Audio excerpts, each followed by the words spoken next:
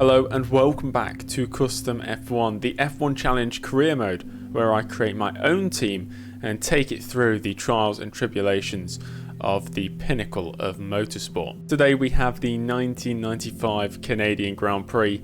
Here's the highlighted comment from the week, so make sure to keep on commenting if you want to be featured here. We've had Cubed doubled comment for the last 3 videos, I think, so we comment king right now. Let's get on to the news. The first big piece of news is once again about Ferrari. Ferrari secured a 1-2 finish last week at Monaco, which was their first points of the season. Is this a turn in their fortunes in their battle, especially for third place in the Constructors with McLaren? Talking about fortunes, things were mixed down at Streamline, with Mika Salo retiring late on in Monaco from what promised to be a solid points finish, and they even had an outside shot at a podium. They'll aim to bounce back here today in Canada. With Benetton's main drivers sidelined, it's a great chance for the test and reserve drivers to step up and prove themselves to the rest of the paddock, in hopes of maybe receiving contract offers for 1996 and beyond. Well, that's all for the news. Qualifying for the Canadian Grand Prix coming up next. Here we are then in Canada for qualifying for the 1995 Canadian Grand Prix. We're riding on board with Mika Salo on his fastest lap, which is about halfway through this session. Damon Hill's on provisional pole at the moment at 19.4. Of course, Damon Hill last week could have won the Monaco Grand Prix, but reliability was not on his side, and his teammate, he fared even worse. Williams stating that the incident that Ayrton Senna suffered in the final part of practice causing damage to the car which could not be repaired in time for qualifying, and that's why he missed out in qualifying and qualified down in 30th place, not even setting a time and not making it onto the starting grid for the Monaco Grand Prix, which was an absolutely massive shock. But Benetton could not capitalise on that, and thus Benetton and Williams tied at the top in the Constructors, with McLaren only 4 points behind, and with Ferrari returning to form, they're closing the gap as well. So potentially at this stage you could say it's a 4-horse race. Really, it's a 2-horse race. We know as soon as Benetton and Williams get their stuff together, they are going to be the 2 title contenders, which we expected. It was the same last season, same this season, and it's going to be a battle for 3rd place between McLaren and Ferrari. Sauber doing a great job holding 5th place right now, and they've got Jordan behind them, and of course Streamline and Footwork battling over 7th, and then Minardi with a single point. But here we are across the line to set our fastest lap. It's a 21.176. That's 19th at the moment, but let's see where we are on the starting grid. Here are the qualifying results, and it's an all-Williams front row. Senna back on form ahead of Damon Hill. Allen, McNish and JJ Leto make it a Benetton 2nd row, with McLaren occupying the 3rd row, Hakkinen ahead of Brundle.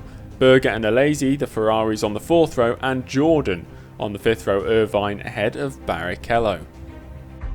On to the 2nd, 3rd of the grid. Kaya Mahendra for Sauber up in 11th place. Zomba Reith, an impressive qualifying session there from the Hungarian in 12th place. We have the 2 Ligiers on the 7th row of the grid, Bernard and Panis. Morbidelli out qualifying his teammate Ralf Schumacher on a rare occasion this season. He's in 15th.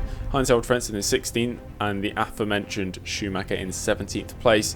Jos Verstappen, who's still working on his way back to full fitness, in 18th place. Mika Salo only managing 19th, 7 positions behind his teammate, and Ukyo Katayama rounds out the top 20. On to the final 10 on the grid, the 2 Lotus drivers. Lotus slightly underperforming this season so far, 21st and 22nd. The 2 Minardis 23rd and 24th, and the 2 Simtex 25th and 26th. So 2 Simtex qualifying, the 2 LaRouche drivers and the 240 drivers knocked out in qualifying, and you can clearly see that this circuit is bringing out the true performance of teams, at least on a power circuit like this one. They're all kind of line astern, 2 and 2 and 2. And hopefully the race is going to mix up that. Qualifying results are always a bit skewed in that case, and hopefully the race with differing strategies and conditions will prove to be a lot more exciting. So what does this circuit have in store for us today? It's a circuit Gilles Villeneuve, and we're going to have 69 laps of racing around the 4.4 kilometre circuit. It's going to be dry conditions, so no chance of rain, and the 3 main overtaking opportunities down into turn 1, heavy braking zone, and it's a left-hander. Turn 10 is the hairpin, another heavy braking zone, and turn 13 after the very long back straight It's a right-left chicane. Difficulty of the circuit is moderate, overtaking is moderate but can be done, and the speed of the circuit is high. A quick look at the Streamline Engineering driver strategies. Mika Salo starting down in 19th place. It's a standard 2-stop strategy, pitting lap 19 and lap 44, and a very similar strategy for 12th place starting Zomba Reith. Well, there's only one more thing to do, and that's go racing. The 1995 Canadian Grand Prix is next.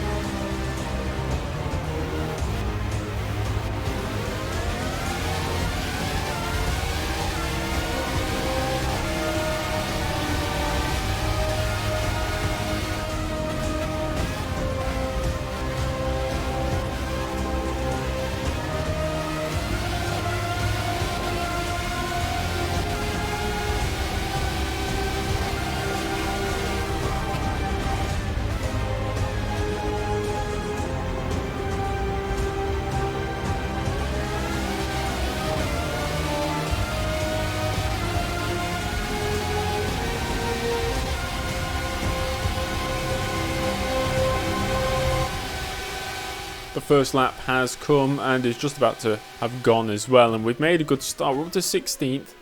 We were slotting in between drivers. We actually got past Morbidelli and then he re-overtook me, so we're once again behind the footwork. But up to P16 after the first lap has got to be considered a success. We're on a 2-stop strategy, just like many other drivers are as well.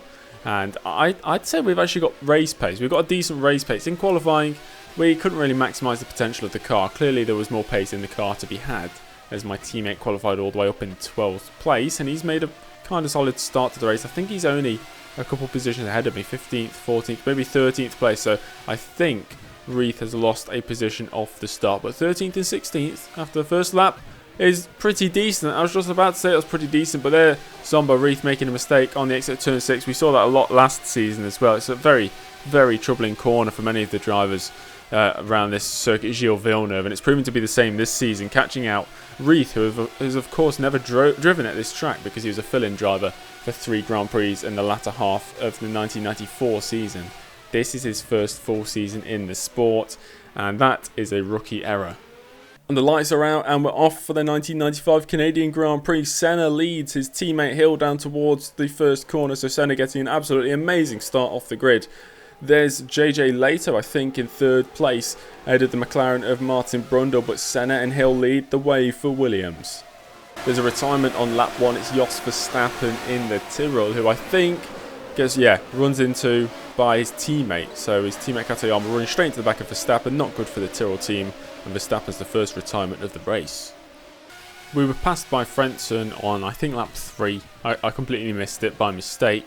But we've settled into some sort of rhythm now. It's lap 7. Zomba Reith is just behind me, so he managed to close the gap a bit. I think the gap was about 3 seconds. It's down to about 1 second, there or thereabouts. We are 2 seconds behind the Sauber of Frentzen, sitting pretty in 16th place right now, but not making any inroads on the competition. And just as I say we're in the rhythm, I make a mistake out of the final chicane, a very strange one. I think the car bottomed out on the curb on the right-left chicane, and then it's an absolute struggle to actually get the car facing the right way again out of the gravel trap, and we've lost a whole bunch of time there. Just like my teammate who made a mistake earlier on in the race, I've made a mistake now, and I'm down to 21st place. Of course, when I say me or I am talking about Mika Salo, as we are driving as Mika Salo, just to clear that up, as a few people have been asking. We are battling away there with Giancarlo Fisichella, but we managed to hold on to 21st place. So we're going to have to rebuild, build up the momentum once again and climb our way through the pack. We were on lap 10 of this one, and it's looking pretty good for McNish, who sits in second place, Hakkinen in third. So the top three all from different constructors. Then we've got the lead Ferrari of John Alesi all the way down in 6th. His teammate Berger down in 8th. Of course, Berger won last time out in Monaco. Rubens Barrichello and Eric Bernard, the Jordan and Ligier in the top 10 as well. So it's a good mix of different constructors up towards the top today. On our road to recovery, and this happens. Ralf Schumacher making a mistake now on turn 6. I almost lose the car, should I say. I was going to say always lose the car, but I don't always lose the car. Saved it there. We did lose the position to Fisichella, gained one on Ralf Schumacher. That nullifies any attempt we made to actually increase our position from 21st. We're still in 21st. We do, however, make quick work of Giancarlo Fisichella up the inside into turn 10 on lap 12, and we're into the top 20. Here's Panis pulling into the pits on lap 15. I think he's retiring his Ligier from a gearbox issue.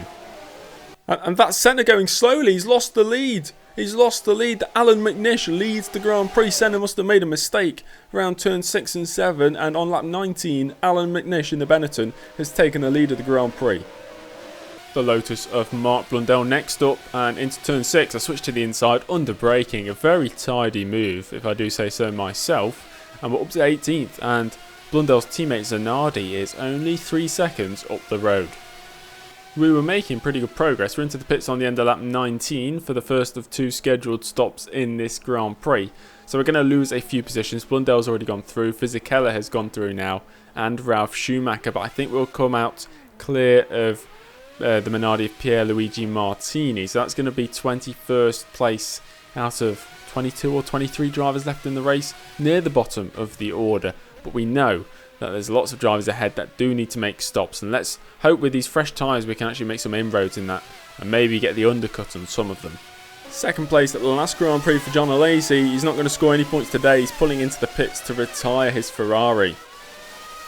A few drivers have been into the pits now. It's lap 22 and we're ahead of Katayama and Zanardi, who were both ahead of me before I pit. So we've gained a lot of time. We're only 8 seconds behind Ralf Schumacher, who still needs to pit alongside the likes of Blundell and Fisichella as well. But up to 18th, it's a good recovery drive so far. We are approaching half race distance in this one, and McNish is leading the race. Eddie Irvine, who has not scored any points this season, is currently in 8th place, ahead of his teammate Rubens Barrichello by a few seconds. So it's a good race so far for Irvine, as of course John Alesi retiring from this race. Gerhard Berger has climbed his way up into the top 5. Mika Hakkinen slipping down to 6th place with his teammate Martin Brundle, who is of course the championship leader, on the outskirts of the podium places right now in 4th place. We are at the end of the first pit stop phase, especially for the 2 stoppers in this race. It's lap 31. We're up to 15th. So we've recovered the positions we lost through the spin earlier on, which I'm still a bit confused about. It wasn't a spin where I really made a mistake. The car just bottomed out. I'm not sure it was a mistake on my part, more just the car losing balance and it's spinning around. It's a very strange one. It felt very strange driving it as well. But in 15th place right now, I'm only 7 seconds behind Heinz-Harald Frentzen. Lap 37 and race leader McNish in for his one and only stop in this Grand Prix. He's clearly on a one-stop strategy as Damon Hill moves into the race lead. So where is Ayrton Senna? And here is Hill into the pits for his second stop. Mika Hakkinen, for now, is going to lead the Grand Prix. So Hakkinen now in a very, very good position, with Ayrton Senna up into 2nd place. So he's managed to clear the Benettons on pit exit. There's JJ Leto in 3rd, followed by McNish, and Damon Hill right behind in 5th place. It seems Hakkinen's luck is finally turning good here as he leads the Grand Prix. Oh no! Oh no, he's crashed straight into the Lotus. I think, was that Blundell or Zanardi? Mika Hakkinen's wiped himself out the Grand Prix lead, and that means Senna is going to retake the lead, who's actually under pressure from the Benetton of Alan McNish. It was actually Zanardi spinning on the exit of turn 6, turn 7, and just collects Mika Hakkinen, both of them out of the race on the spot. We have actually caught up to the back of Frentzen, and with slipstream down the back straight, we're actually getting pretty close to the back of the Sauber under braking. And we run into him. We run into him. Frentzen dives into the pit lane, luckily, but have we sustained damage from that? It was a slight contact. I think he just broke a bit harder because he's going into the pits. But I was just caught off guard. We've moved past, but there is no damage to the car, luckily. And thankfully, no damage done to either of mine or Frentzen's race. We're in 13th place right now. Kaya Mahendra, Frentzen's teammate, has already been into the pits for his second stop, and he's about 10 seconds behind. We've got Gianni Morbidelli in the footwork, who we were battling with on the opening lap of the race. He's now right in front of me. Of course, I am pitting on either this lap or the next lap. Lap 44 in Bernard's race is about to come undone, as I believe it might just be suspension failure on the exit there of turn 10, and it's a Ligier double retirement. Also lap 44 and also a retirement. It's Roland Ratzenberger in the Simtek. That looks like brake failure straight off at turn 10 into the gravel. Here we are pulling into the pits on lap 44 for the second of 2 scheduled stops in this Grand Prix, as Eric Bernard is out of the race now. We were up to 11th place before this pit stop. We're going to lose at least a few positions. Mahendra moves past, so we're down to 12th. Who else is going to move past down the main straight? Here comes Mark Blundell, who I'm not sure has pit for a second time yet. And Mark Blundell has jumped ahead of me. So we're down to 13th place, and I think that's a lapped car. That might be Martini in front. I think it is. He's going to have to move out the way. So we're battling with Mark Blundell, who I'm sure has to pit one more time. But we are clear for the rest of the race. We're racing from 13th place. Let's see how high we can climb. Into the final stages of this one now. Senna leads from McNish and Hill in 3rd place. Martin Brundle still in the points. Berger and Eddie Irvine up into the points now.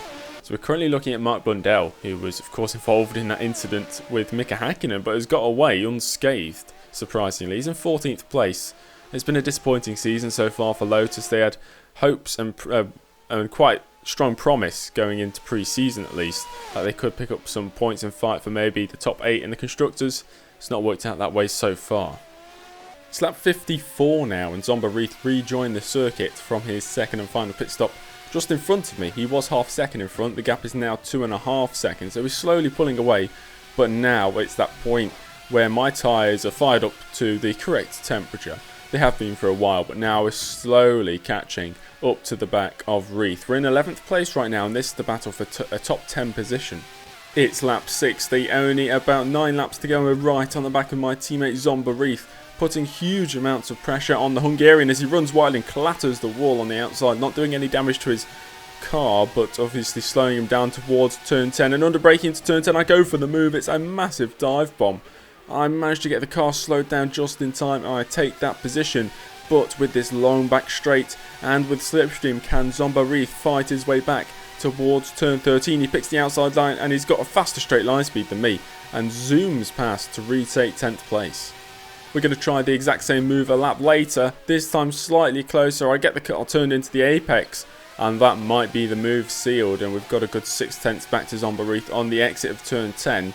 But is that going to be enough to stay ahead as we head down towards the final chicane? The right-left chicane of turns, I think it's 12 and 13 or 13 and 14. Here comes Reith to the outside, under braking. Surely he's not going to hang it around the outside there. And he is. He stays side by side and takes the position and relegates us down to 11th yet again. I'm going to have to find another part of the track where I can overtake, and this might be my opportunity. We tried up the inside into turn 6 on Mark Blundell earlier on in the race. We're going to try round the outside of Zomba Reith, round turn 6, the inside line for turn 7, and that is a brilliant move there from Mika Salo. But once again, with the extra straight line speed, Zomba Reith back up the inside into the final chicane. I try and brake later to get the position back, but he defends well, and the battle continues. Frentzen was running a pretty lonely race in the midfield, and on lap 63 all comes undone. Engine failure sends the Sauber driver out of this Grand Prix. We're getting a bit desperate now. It's lap 64, and once again we've got to run on Reith. We tried round the outside and it worked. Shall we try up the inside? And we go for the move. Very late braking. We lock the brakes and spin the car. A bit of contact with my teammate as well, and we're definitely going to lose out on that position. We're going to remain in 11th place. We're very far clear of Mark Blundell, but it's just a shame that it had to end that way. What a dramatic race it has been, and through all the mistakes that many drivers have made, Ayrton Senna, even making a mistake himself, comes out the final chicane and crosses the line to win the 1995 Canadian Grand Prix. It was once again a race of mixed fortunes, but not many of the front runners retiring from this race, so we have to settle for 11th place, Zomba Reith getting another top 10 finish. We crossed the line to finish the 1995 Canadian Grand Prix. Time to take a look at the results. Senna wins ahead of Alan McNish, who brilliantly picks up a second place in what is only, I think, his second or third Grand Prix in Formula 1. Damon Hill finishes in third, so two Williams on the podium. Gerhard Berger, the only Ferrari to finish the race, down in fourth place, and both Jordans picking up points. Eddie Irvine in fifth and Rubens Barrichello in sixth place. Martin Brundle, therefore, is going to lose the lead of the World Championship to Senna. Martin Brundle not scoring any points today. JJ Leto down in 8th place. Mahendra and Reith rounding out the top 10. Mika Salo, the final driver on the lead lap, down in 11th place. We had 17 finishes today, so it's a nice change from what has been the current way of things so far this season, with very few drivers actually finishing races. So it's nice to see quite a few drivers, at least more than half, finishing the race today. Damon Hill picking up the fastest lap of the race. I think Jos Verstappen has finished 26th in back-to-back races now. Like I just said, Senna takes the lead. They've got the same amount of points, Senna and Brundle, 22. But of course Senna has won multiple races this season. Brundle has not won a single race. Michael Schumacher, who was the championship leader earlier on, is out injured, so he's down in third place. Tied on points now with Damon Hill. Kaya Mahendra still sitting pretty there in the top 5. Gerhard Berger in 6th place, scoring some more points today. Rubens Barrichello scoring some more points as well, as Alan McNish jumps all the way up to 10th place in the championship with his 2nd place finish today. Eddie Irvine picked up his first points of the season, which brings him up into 14th place, and we've had 16 drivers score points during the first 6 rounds of this season, which is a good return. I think last season we had significantly less drivers scoring points, so it's nice to see a mix of different teams and drivers actually managing to score a top 6 finish. Williams, with their double podium finish today, move clear of Benetton. They're on 42 points to Benetton's 34.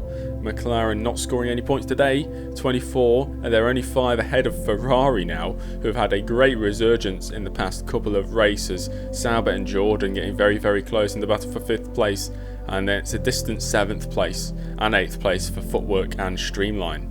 A quick team update, the morale looking solid for both drivers. Of course, if the morale is lower than 60, it means we cannot renew the contract of said driver, so as long as it's above 60, it's pretty much okay. Team finance is looking pretty good. We're up to 218,000 after today's Grand Prix, which will be saved for next season's car budget. The next race is the French Grand Prix. That'll be next Friday. Thanks for watching, guys. If you enjoyed it, make sure to leave a like, comment below and subscribe if you haven't already, and I'll see you in the next one. Goodbye.